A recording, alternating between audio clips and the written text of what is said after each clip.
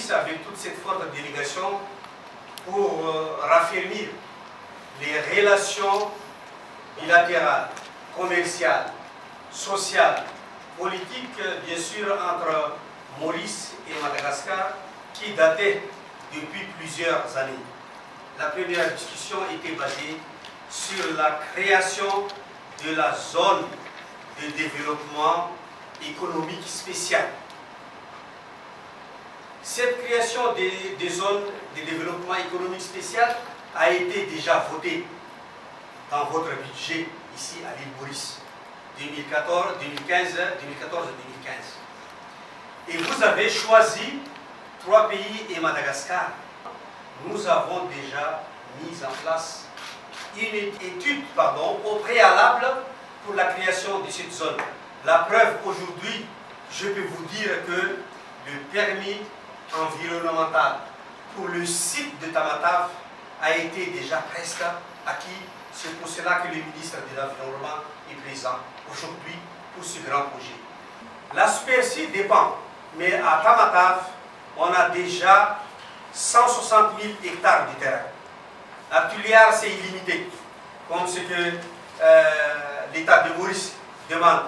À Nosibé, c'est une île consacrée pour les touristes. On a plusieurs îles, même aux environs de Nosibé. Aujourd'hui, nous venons d'annoncer et déclarer que Madagascar est prêt à recevoir cette zone économique spéciale entre la bonne coopération, pour montrer la bonne coopération entre Maurice et Madagascar. Nous ne faisons que confier les détails et mettre en place les conditions nécessaires et suffisantes et sine qua non pour aboutir ce grand projet confié à tous les techniciens. L'objectif exact de cette zone de développement économique spécial, je ne peux pas vous dire exactement quel domaine on va mettre en place, mais les techniciens sont là. Il ne reste que la part des techniciens maintenant pour étudier toutes les zones et les conditions adéquates pour pouvoir aller de l'avant et monter le projet rapidement.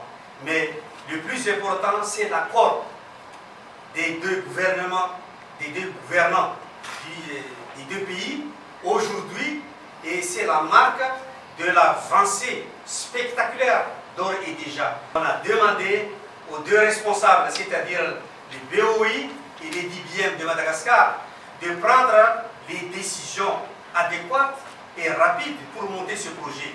Il y aura un chronogramme à installer.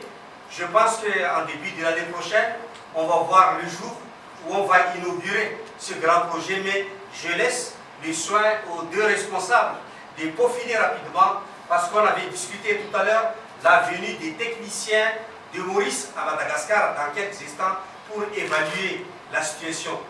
Sur ce volet lutte contre le bois de rose, plusieurs mesures ont été prises par Madagascar, en l'occurrence le changement de tous les fonctionnaires d'administration de 7 localités, 7 districts à Madagascar. Ensuite, la mise en place d'un nouveau système de détectage par hélicoptère et par vedette rapide.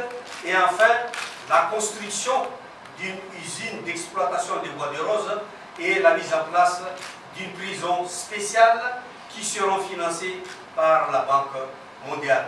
Et sur ce point-là, je remercie le gouvernement de Maurice, en l'occurrence le Premier ministre, qui nous a accordé aujourd'hui la remise de nos bois de rose qui a été détenu à Maurice depuis 2011.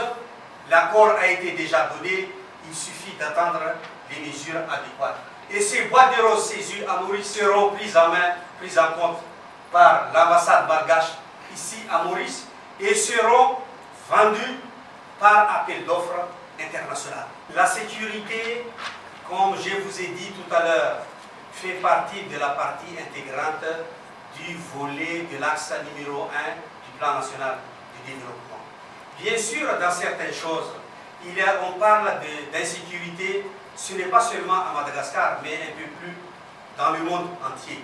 Mais pour le cas de Madagascar, plusieurs mesures ont été déjà entreprises par la force de les forces de la sécurité, de la gendarmerie, pour bien améliorer l'image de Madagascar vis-à-vis du tourisme à Madagascar.